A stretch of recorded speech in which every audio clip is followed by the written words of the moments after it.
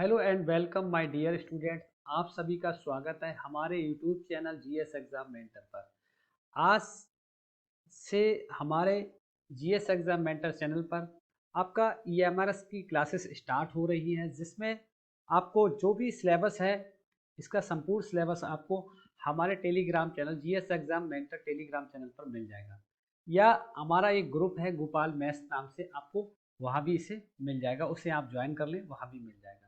इससे रिलेटेड जो भी टॉपिक्स हैं, जो भी इसमें कुछ नए सब्जेक्ट जोड़े गए हैं, कुछ नए टॉपिक जोड़े गए हैं, जिनको प्रत्येक टॉपिक को डीपली बेसिक से सिखाया जाएगा, बताया जाएगा, पढ़ाया जाएगा। और आपको बता दें, जो आज का टॉपिक है, आज की जो क्लास है, आज की पहली क्लास है, हमारे ईएमआरएस क्लासेस की पहली क्लास है। इसमें आज हम बात करने वाले हैं प्रशासनिक अभियोग्यता, एडमिनिस्ट्रेटिव एप्टीट्यूड की, जिसमें पहला चैप्टर है छात्रावास की अवधारणा, मतलब the concept of hostel. Hostel की जो कॉन्सेप्ट क्या होते हैं, छात्रावास की अवधारणा क्या होती है, इस पे बात करने वाले हैं। ये पहला चैप्टर है। ये जो आपका प्रशासनिक अभियोग्यता का जो सिलेबस है, ये आपका टोटल मार्किंग जो आपकी होने वाली है इसमें, ये हमारे इसमें ये 30 नंबर का आएगा। ये टोटल जो आपका आएगा, ये आपका 30 मार्क्स का आएगा। ठीक है, तो इसको हम बहुत ही बेहतरीन तरीके से समझने वाले हैं। अगर हमने इसके कॉन्सेप्ट को स्टेप बाय स्टेप समझ लिया, तो निश्चित रूप से आप माने आपके 30 नंबर 100% पक्के हो जाएंगे। ठीक है, नहीं, चलिए बात करते हैं ईएमआरएस। इसके बारे में पहले बात करेंगे, डिस्कस करेंगे, इसके बाद हम छात्रावास की अवधारणा के बारे में बात करेंगे। ठीक है, देखिए ईएमआरएस क्या है, इसका फुल फॉर्म क्या है, ईएमआरएस कहते किसे हैं। तो ईएमआरएस की जो फुल फॉर्म है वो आपकी क्या हो जाएगी, ईएमआरएस की जो फुल फॉर्म है वो आपकी ये हो जाएगी, एकलव्य मॉडल रेजिडेंशियल स्कूल्स। मतलब इसे हिंदी में कहते हैं एकलव्य मॉडल आवासीय विद्यालय। एकलव्य मॉडल आवासीय विद्यालय, इसका उद्देश्य क्या था, इसको खोलने के पीछे रीजन क्या था। देखिए, जब किसी चीज को खोला जाता है, जब किसी चीज को बनाया जाता है, किसी चीज का निर्माण किया जाता है, तो उसके पीछे कुछ ना कुछ उद्देश्य जरूर होता है व्यक्ति का। चाहे हम अपना मकान बनाते हैं, तो उस मकान को बनाने का उद्देश्य हमें उसमें निवास करना होता है। हम बच्चे को स्कूल भेजते हैं, उसका उद्देश्य कि वो शिक्षित हो जाए, समाज का एक अच्छा नागरिक बन जाए, उसके जीवन का विकास हो जाए, उसका खुद का विकास हो, शिक्षित समृद्ध व्यक्ति बने, उसमें सही गलत की पहचान हो। तो हर चीज का एक उद्देश्य होता है। कुछ ना कुछ कार्य करने से पहले, जब कोई कार्य किया जाता है, उसके पीछे कोई ना कोई रीजन जरूर होता है। तो ईएमआरएस जो खोले गए, आवासीय एकलव्य मॉडल आवासीय विद्यालय खोले गए, इसका उद्देश्य क्या था, इसको खोलने की जरूरत क्यों पड़ी, ये बहुत सारी बातें मन में आती है। तो जो ये बहुत सारी बातें मन में आती है, तो इसका रीजन सिर्फ एक ही है, क्या, ईएमआरएस कि जो स्कूल थे, विद्यालय थे, इनको खोलने का जो उद्देश्य था, एकलव्य मॉडल आवासीय विद्यालयों को खोलने का जो उद्देश्य था, वो ये था कि आदिवासी आदिवासी छात्रों के सर्वांगीण विकास को सुनिश्चित करने के लिए गुणवत्तापूर्ण आवासीय विद्यालयों की स्थापना करना। मतलब समझे, इसका उद्देश्य ये था, ये जो एकलव्य मॉडल आवासीय विद्यालय जो खोले जाएंगे, वो कहाँ खोले जाएंगे, आदिवासी इलाकों में खोले जाएंगे, आदिवासी बस्तियों में खोले जाएंगे। आदिवासी छात्रों के सर्वांगीण विकास को सुनिश्चित करने के लिए, आदिवासी छात्रों के सर्वांगीण विकास को सुनिश्चित करने के लिए गुणवत्तापूर्ण आवासीय विद्यालयों की स्थापना करना ही इसका उद्देश्य था। इस उद्देश्य से ये खोले गए थे। आई बात समझ, इनका उद्देश्य क्लियर हुआ। फुल फॉर्म पूछ ली जाती है एक नंबर में, क्वेश्चन इससे भी बनता है, जो इसका उद्देश्य है इससे भी क्वेश्चन बनता है, इसलिए मैंने दोनों चीजें आपको बता दी। ठीक है, आपको ये भी बता दें, ईएमआरएस का बेस, ईएमआरएस की क्लासेस आपको हर जगह नहीं मिलेंगी, हर जगह नहीं मिलेंगी।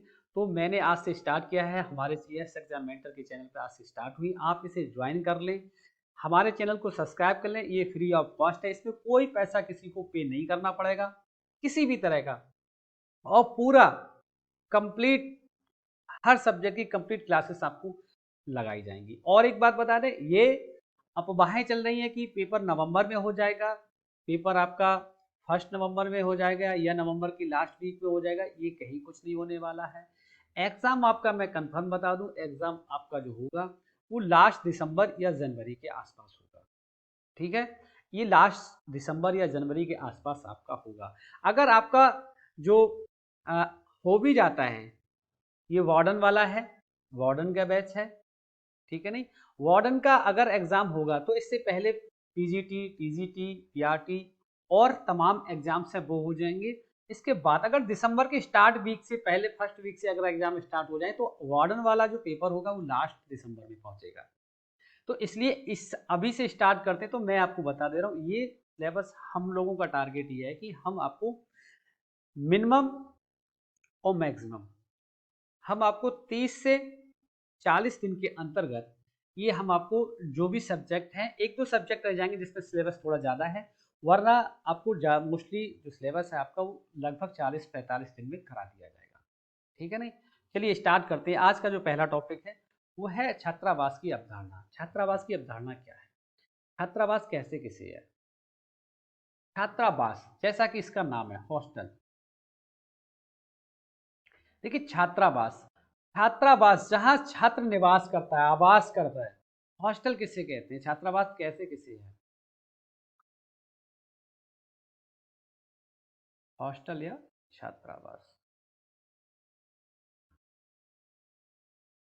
देखिए कहते किसे है, छात्रावास जो होता है ऐसी छात्रावास, आई मीन हॉस्टल को ये कहते हैं कि हॉस्टल एक ऐसी इमारत के रूप में विकसित होती है, या हॉस्टल को एक ऐसी इमारत के रूप में विकसित किया जाता है, या हॉस्टल को एक ऐसी इमारत के रूप में परिभाषित किया जाता है कि जहां पर छात्र को भोजन और आवास प्रदान किया जाता है। हॉस्टल किसे कहते हैं, एक ऐसी इमारत,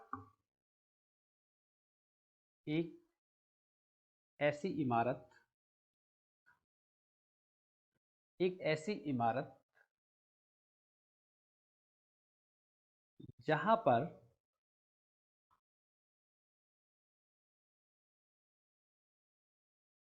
छात्र छात्राओं को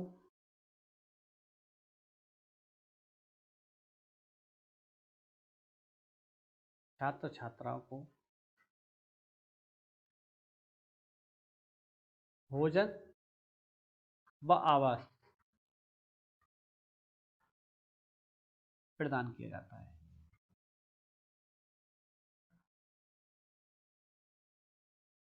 किया जाता है।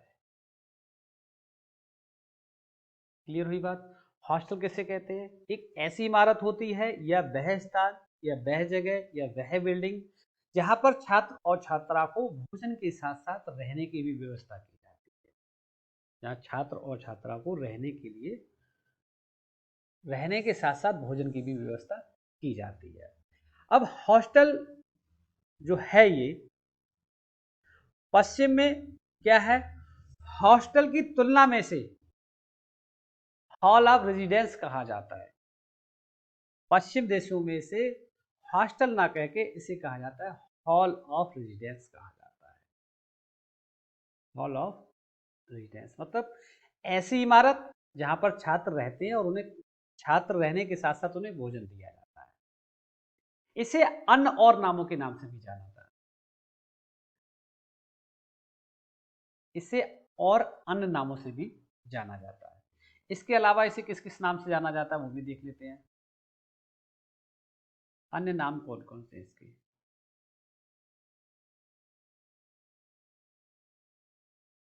अन्य नाम, अन्य नाम इसका है सोरोरिटी,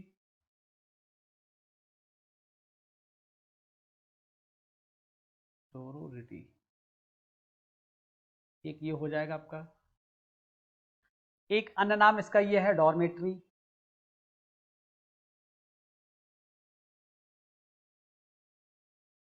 डॉर्मेट्री के बारे में तो आपने सभी ने देखा ही होगा, या इसे इस नाम से भी जाना जाता है,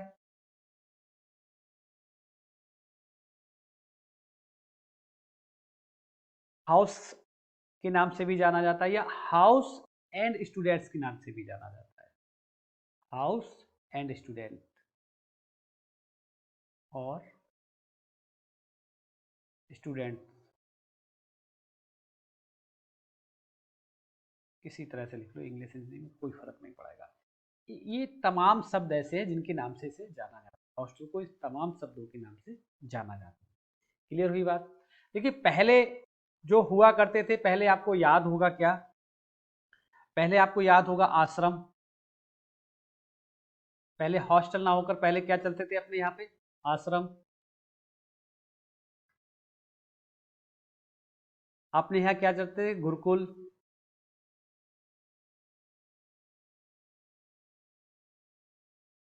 ये तो सभी को पता होंगे, आश्रम, गुरुकुल। तो ये तमाम नाम है जो कि हॉस्टल के ही अन्य नाम है। हॉस्टल को इन नाम से अलग अलग जगह पर, अलग अलग देशों में अलग अलग नाम से पुकारा जाता है। पहले हमारे देश में जो आश्रम गुरुकुल का ही ये रूपांतरण हॉस्टल हुआ है, ठीक है नहीं। आश्रम में क्या था, आश्रम ये किसके द्वारा है, वैदिक काल की बात है, ये वैदिक काल में ऋषि मुनियों के द्वारा खोले जाते थे। गुरुकुल में क्या हुआ, गुरुकुल में भी शिक्षा दी जाती थी, बच्चे को घर से बाहर जंगल में भेजा जाता था, है ना। तो ये तमाम तरह की ये सारी चीजें जो हैं वो छात्रावास और हॉस्टल के नाम से जानी जाती है, ठीक। इसके बाद आता है ईएमआरएस में गृह व्यवस्था। इसकी गृह व्यवस्था क्या होती है, इसका उद्देश्य क्या होता है। देखिए गृह व्यवस्था, इसका उद्देश्य क्या होता है, तो देखिए पता बात करेंगे इसकी गृह व्यवस्था। देखिए ईएमआरएस की जो गृह व्यवस्था होती है उसे दो भागों में बांटा जाता है। उससे पहले आवासीय विद्यालयों का जो प्रभावी प्रबंधन है, जो इसका प्रभावी प्रबंधन है वो सदन प्रणाली पर निर्भर करता है। किस पे निर्भर करता है, सदन प्रणाली पर निर्भर करता है, सदन प्रणाली की कामकाज पर निर्भर करता है, सदन प्रणाली की कामकाज की गुणवत्ता पर निर्भर करता है कि किस तरह से वहां पर व्यवस्था बनी हुई है, किस तरह से बच्चों का समूह है और किस तरह से उनका नेतृत्व किया जाता है, इस पे डिपेंड करता है। तो लिखेंगे इसमें थोड़ा सा, आवासीय विद्यालय, आवासीय विद्यालय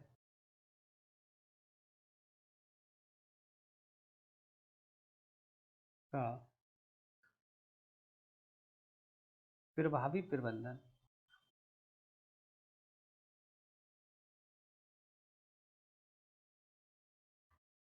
प्रभावी प्रबंधन सदन प्रणाली, सदन प्रणाली के कामकाज की गुणवत्ता पर निर्भर करता है,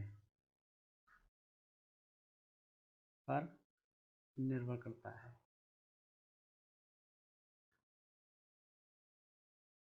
आई बात समझ, पहला पॉइंट ये हो गया आपका। आवासीय विद्यालय का जो प्रभावी प्रबंधन सदन प्रणाली है, आवासीय विद्यालय का जो प्रभावी प्रबंधन है वो सदन प्रणाली के कामकाज की गुणवत्ता पर निर्भर करता है। किस पे करता है, इसकी गुणवत्ता की निर्भर करता है। इसके एक सदन में बच्चों का समूह होता है जिसका प्रभावी, लिख लेंगे जिसमें, जिसके एक सदन में, जिसके एक सदन में क्या होता है, बच्चों का समूह होता है।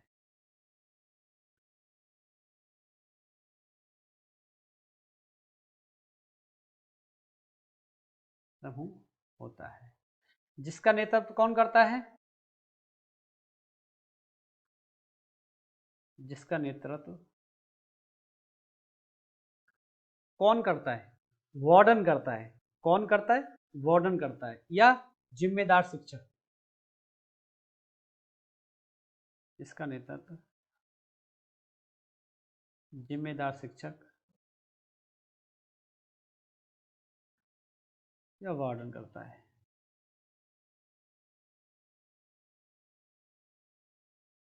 वार्डन करता है।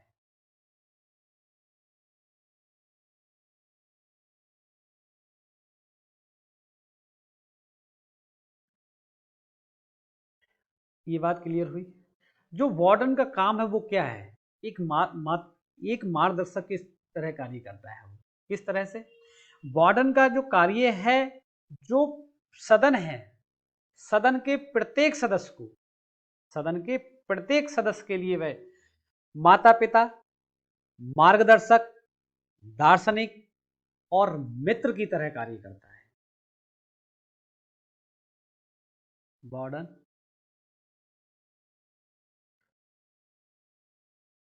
सदन के, सदन के प्रत्येक सदस्य के लिए, सदस्य के लिए माता पिता, मार्गदर्शक,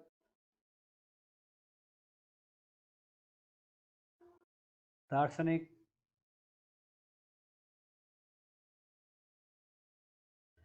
माता पिता, दार्शनिक, मार्गदर्शक हो गया, व मित्र,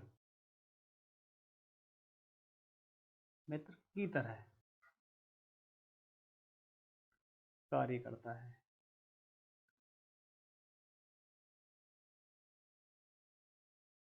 सदन को दो भागों में बांटा जाता है। सदन जो कहना चाहिए ईएमआरएस में जो प्रणाली होती है, सदन होते हैं, उसे दो भागों में बांटा जाता है। वो आगे देखेंगे, फिलहाल मैं यहाँ बता दे रहा हूँ आपको। इसमें दो भागों में जो हॉस्टल होता है उसके दो वार्ड हो जाते हैं आपके। कौन कौन से हो जाते हैं? एक गर्ल्स अलग हो जाता है, बॉयज अलग हो जाता है। गर्ल्स अलग हो जाता है और बॉयज अलग हो जाता है। फिर इसके बाद भी उसमें भी दो अलग हो जाते हैं। बॉयज में जूनियर अलग हो जाता है और प्राइमरी अलग हो जाता है। जूनियर अलग हो जाता है, सीनियर अलग हो जाता है। प्राइमरी तो होता ही नहीं है ईएमआरएस में। हाँ, एक चीज और बता दे, ईएमआरएस में आपको 1 से 5 तक की शिक्षा अन्य जगह लेनी होती है। ईएमआरएस में आपको जो क्लासेस लगती है वो मैं बता दूं आपको कहां से लगती है। 6 to 8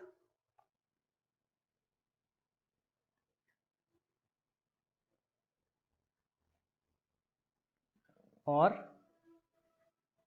9 to 12।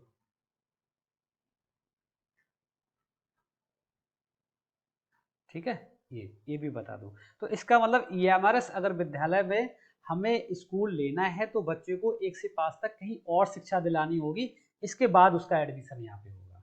जो हॉस्टल होता है इसमें दो व्यवस्था है, इसमें दो चीजें होती है। क्या? इसमें दो सेक्शन बटा हुआ होता है आपका, एक जूनियर और सीनियर में। तो इसमें दो, जूनियर और सीनियर, जूनियर और सीनियर। अब इसमें जूनियर में भी क्या होता है भाई, एक एक ये हो गया। जूनियर में भी जो गर्ल्स हॉस्टल है वो अलग और बॉयज हॉस्टल अलग। इसमें भी गर्ल्स अलग, बॉयज अलग, इस तरह से डिवाइड किया जाता है। ठीक है, किसी सूरत में, किसी भी हालत में हम लड़के और लड़कियों को एक साथ नहीं रख सकते। ठीक है, चलिए बकाया इसमें विशेष जानकारी आगे चैप्टर इसको बताया जाएगा किस तरह से इनको रखा जाता है, सेपरेट रखा जाता है, किन किन कंडीशनों में ये एक साथ रह सकते हैं या नहीं रह सकते, ये सारी बातें आगे बताई जाएंगी। ठीक है, अब अगला जो छात्रावास का जो अवधारणा थी उससे रिलेटेड नेक्स्ट टॉपिक आपका ये है कि हाउस सिस्टम की के उद्देश्य क्या थे।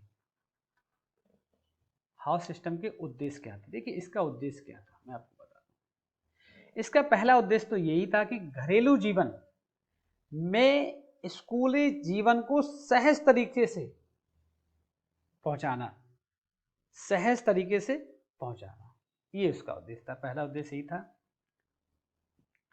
कि घरेलू जीवन में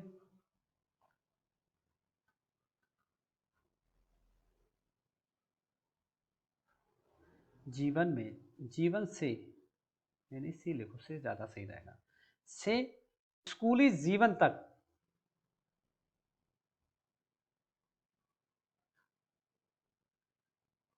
जीवन तक सहज परिवर्तन प्रदान करें, सहज परिवर्तन प्रदान करें।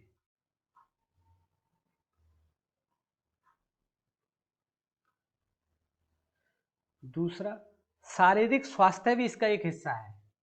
शारीरिक स्वास्थ्य भी एक इसका हिस्सा है।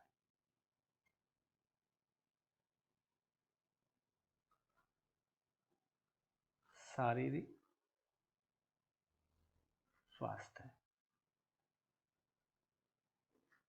इसके उसमें ये तो है ही, इसके बाद शारीरिक स्वास्थ्य का भी ध्यान रखा जाता है, इसका ये भी उद्देश्य है। नेक्स्ट,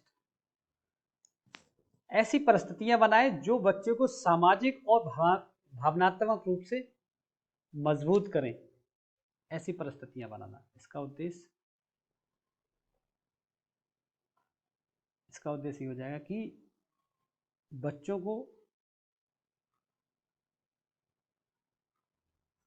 की सामाजिक, बच्चों को ऐसे लिखो,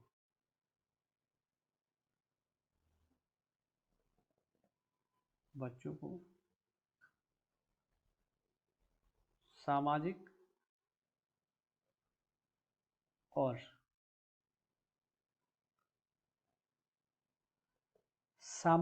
और भावनात्मक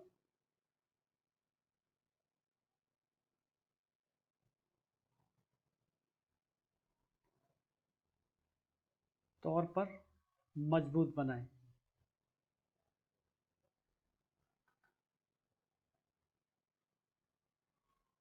ठीक है, क्लियर हुई बात।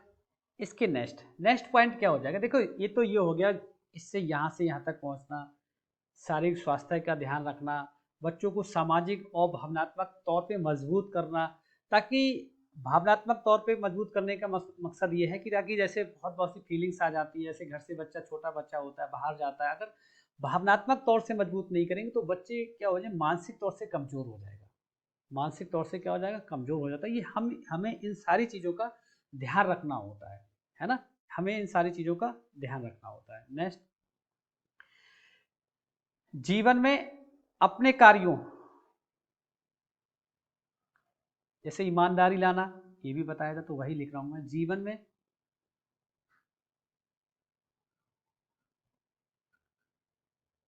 अपने कार्यों को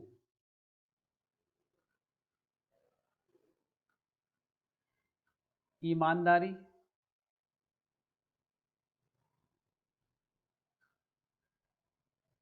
से लेने और उनका अच्छी तरह, जीवन में अपने कार्य को ईमानदारी से लेने और उनका अच्छी तरह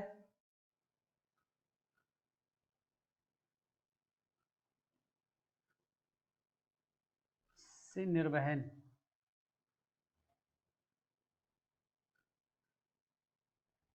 करने की जिम्मेदारी की भावना पैदा करें।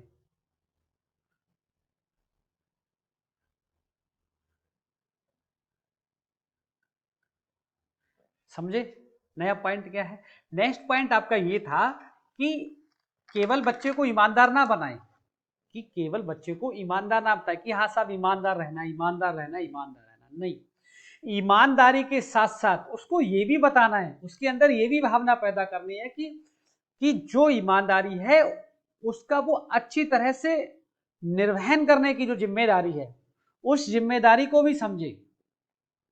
जीवन में अपने कार्यों को ईमानदारी से लेने और उनका अच्छी तरह से निर्वहन की जो जिम्मेदारी है उसकी भावना भी पैदा करना एक किसका काम है? हाउस सिस्टम का उद्देश्य है।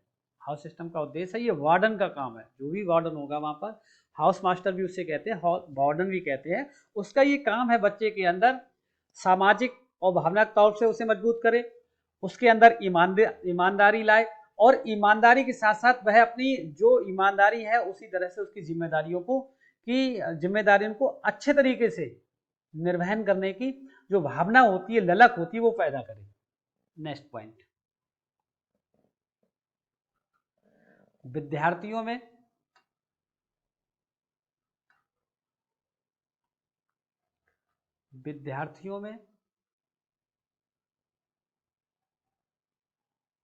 या विद्यार्थियों को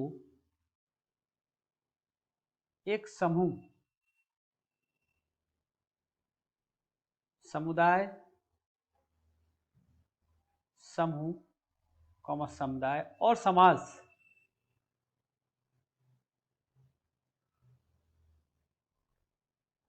के सदस्य के रूप में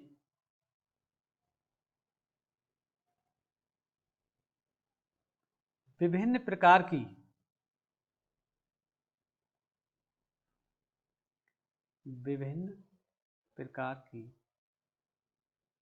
भूमिकाएं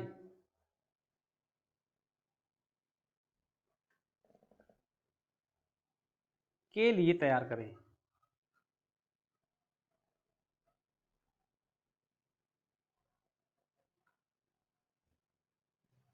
देखिए, विद्यार्थियों को एक समूह, समुदाय और समाज के सदस्य के रूप में विभिन्न प्रकार की भूमिकाओं के लिए तैयार करें। उससे क्या होता है? उससे ये होता है कि बच्चा हर तरीके से मजबूत हो जाता है समूह में रहने के लिए, किसी समूह के साथ रहने पर, वर्क करने पे, समुदाय के साथ समाज के सदस्य के रूप में अगर काम करता है तो उसकी भूमिकाओं को बताएं कि हाँ, हमें अगर समूह में रहना है तो हमारी भूमिका क्या होनी चाहिए, समुदाय के साथ रहना है तो किस तरह से रहना है, समाज के साथ रहना है तो किस तरह से रहना है।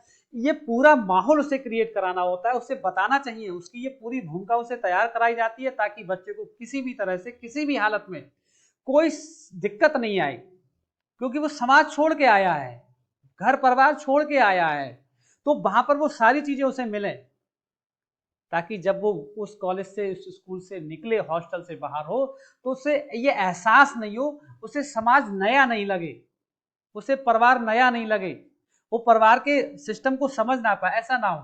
तो उसे वो पूरा माहौल तैयार किया जाता है, उसे पूरा सिखाया समझाया, वो क्रिएट किया जाता है माहौल, ताकि उसे किसी भी तरह से परिवार में, समाज में, राष्ट्र के प्रति उसे किसी भी तरह की कोई दिक्कत रहन सहने में, कार्य करने में बिल्कुल ना आए। वो समाज के कार्य के प्रति, समाज के प्रति, समुदाय के प्रति, राष्ट्र के प्रति हमेशा सजग बना रहे।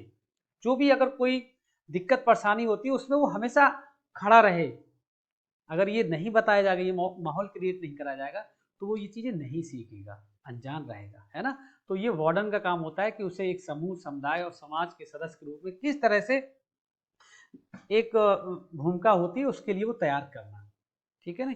नेक्स्ट पॉइंट आपका, नेक्स्ट, बच्चे के व्यक्तित्व और अखंडता का विकास करें।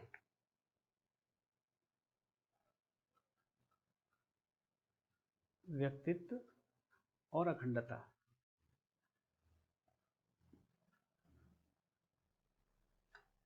अखंडता का विकास करें।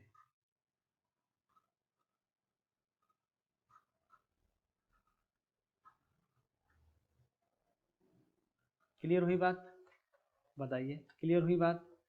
बच्चों में स्वास्थ्य, प्रतिस्पर्धा की भावना है वो भी विकसित करें।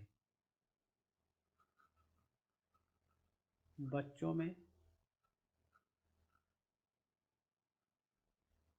स्वास्थ्य,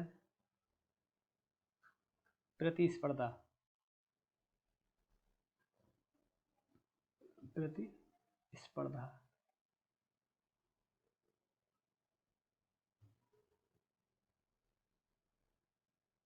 प्रतिस्पर्धा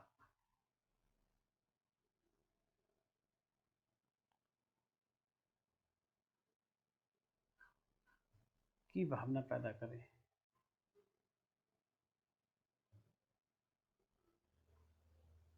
पैदा करें। क्लियर हुई बात? इसके बाद बच्चों के अंदर जैसे आत्मगर्मा, आत्मविश्वास और दूसरे के विचारों और राय के प्रति सम्मान के गुणों के साथ साथ मौजूदा जो मुद्दे हैं और समस्याएं हैं, मौजूदा मुद्दे, समस्याओं को स्वयं निर्णय लेने का जो विवेक है उसको विकसित करें। नेक्स्ट पॉइंट लिखेंगे, आत्मगर्मा,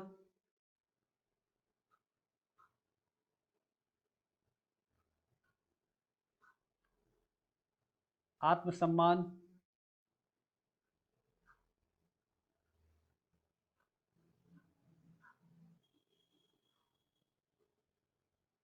आत्मविश्वास,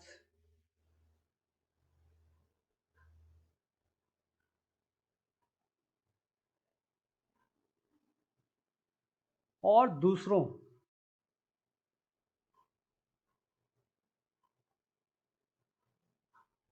के विचारों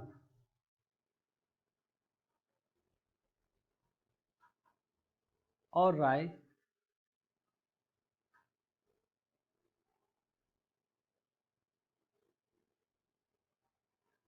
राय के प्रति सम्मान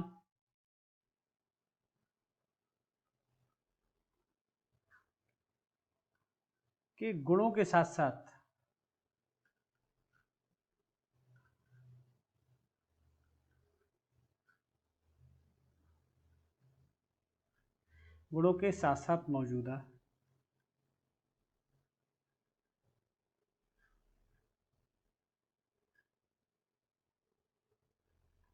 मौजूदा मुद्दों और समस्याओं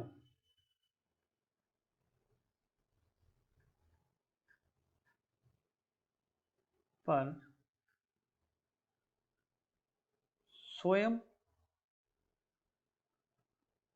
निर्णय लेने का विवेक विकसित करें।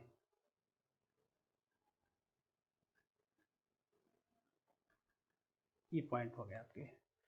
ठीक है, दूसरा ये चीज जनरल हो जाती है, मैं बता देता हूं कि बड़ों के जो बच्चे हैं उनको, जो बड़े हैं वरिष्ठ हैं उनके प्रति सम्मान, शिक्षक के प्रति सम्मान, गेस्ट के प्रति सम्मान, छोटों का जो कनिष्ठ हैं छोटे हैं उनके साथ प्यार, प्रेम भाव या उनकी देखभाल, या सभी के साथ भाईचारे की भावना, इस तरह की भावना को विकसित करें।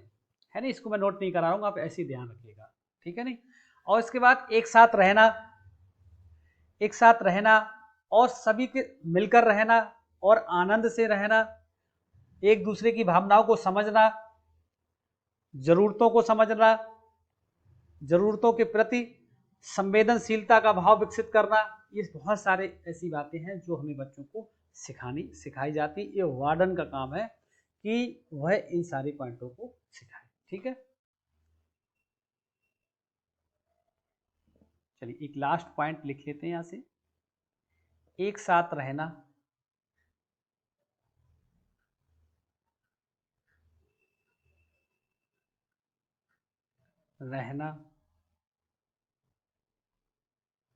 और आनंद लेना सीखना।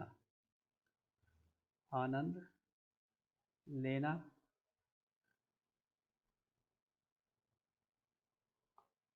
एक साथ रहना, आनंद लेना सीखें और दूसरों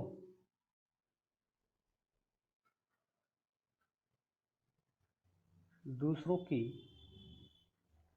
भावनाओं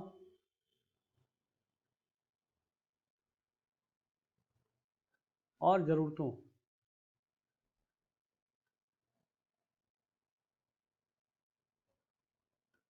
के प्रति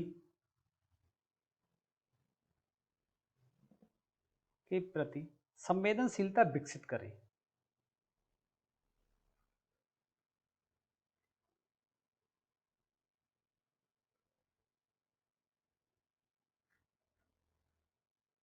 विकसित करें।